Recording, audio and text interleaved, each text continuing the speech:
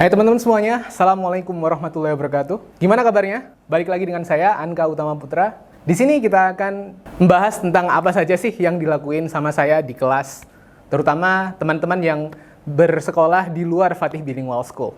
Tapi sebelumnya, mari kita dengarkan intronya dulu ya.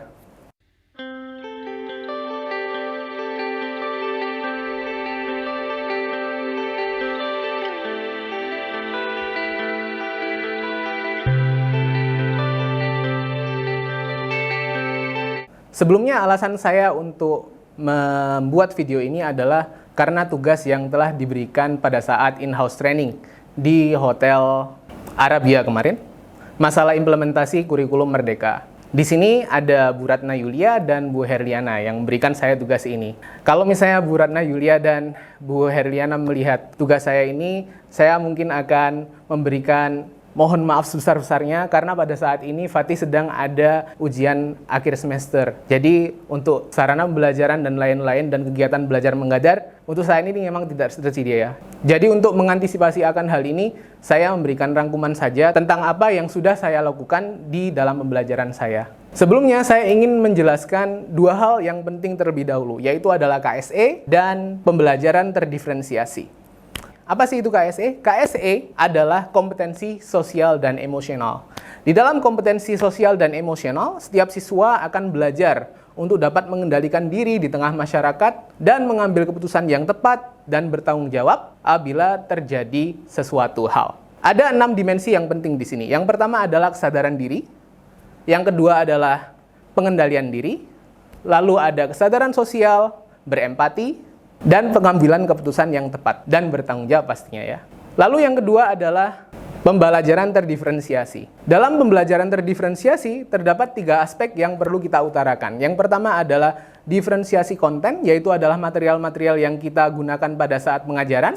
Diferensiasi proses, yaitu pada saat kita mengutarakan pembelajaran ke siswa. Dan diferensiasi produk, pada saat siswa-siswa kita mengerjakan tugas-tugas yang telah kita berikan. Hal ini sangat perlu diimplementasikan karena paradigma pendidikan di abad ke-21 sangatlah mengacu pada pendidikan berdiferensiasi yang akan kita implementasikan di dalam pembelajaran kita sehari-hari. Khususnya untuk Gen Z ya.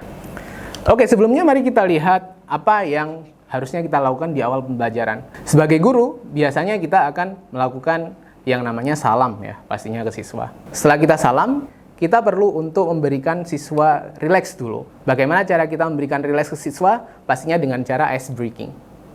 Ice breakingnya bisa bermacam-macam.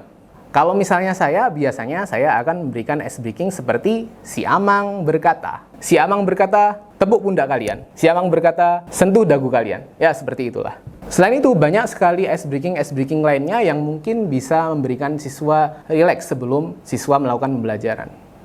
Setelah itu, kita bisa melanjutkan pembelajaran dengan berdoa terlebih dahulu. Di sini sesuai dengan profil pelajar Pancasila yang pertama, yaitu beriman dan bertakwa kepada Tuhan Yang Maha Esa dan berakhlak mulia.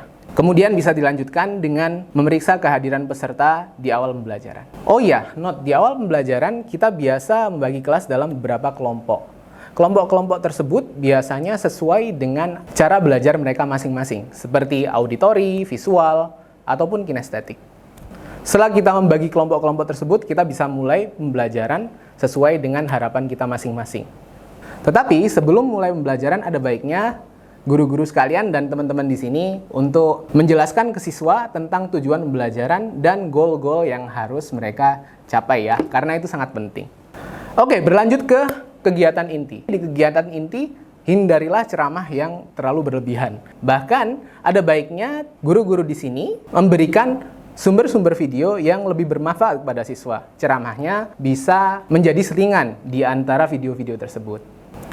5 menit dan 10 menit berlalu, siswa-siswa akan merasa bosan. Pada saat itu, kita bisa memberikan selingan nih. Bisa ice breaking, bisa kegiatan-kegiatan yang menunjang otak siswa untuk bekerja. Misalnya kegiatan seperti ini ya. Coba aja dilihat nanti.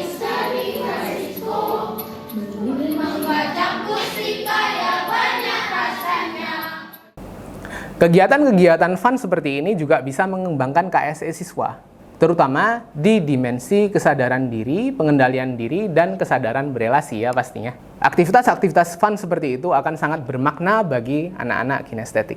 Guru-guru yang lain di sini juga bisa mengimplementasikan hal-hal lain seperti tebak-tebak emosi menggunakan emoticon mungkin, yang akan memperdalam KSC siswa di dimensi kesadaran diri dan kesadaran berelasi. Dan pastinya juga berempati juga ya. Jadi gimana? Penerangan udah selesai. Sekarang apa yang perlu kita lakukan? Pastinya praktek ya. Karena kalau misalnya sains tanpa praktek itu seperti sayur tanpa garam, kurang enak, kurang sedap. Harusnya pakai praktek juga dong. Di dalam praktikum ini, teman-teman bisa menggunakan media-media teknologi seperti iPad, Chromebook, atau apapun itu. Akan tetapi, ada baiknya juga guru-guru di sini mengajak anak-anaknya untuk keluar kelas atau menuju laboratorium, di mana teman-teman bisa melihat pada saat praktikum itu semuanya itu real. Pada saat praktikum sendiri, biasanya guru-guru juga kita berikan saran ya. Karena murid-murid itu emang berbeda pada dasarnya. Gaya belajar aja ada 3 anggapannya kan. Pada saat kita ada pembelajaran praktikum, biasanya kita melakukan yang namanya diferensiasi produk. Jadi teman-teman di sini biasanya kita arahkan untuk membuat apa yang dia inginkan. Ada anak yang ingin membuat laporan praktikum, kita persilahkan. Atau mungkin ada anak yang ingin menggambar tentang praktikum tersebut, membuat bagan suatu reaksi mungkin, itu juga tidak apa-apa. Dan yang paling penting nih, kita juga memberikan keluasaan sebesar-besarnya untuk siswa agar membuat video. Contohnya mungkin bisa dilihat di gambar 2 ini ya. Di akhir pembelajaran, setiap guru juga harusnya memberikan refleksi bagi siswanya masing-masing. Dan pastinya jangan lupa diskusi itu penting ya di sini.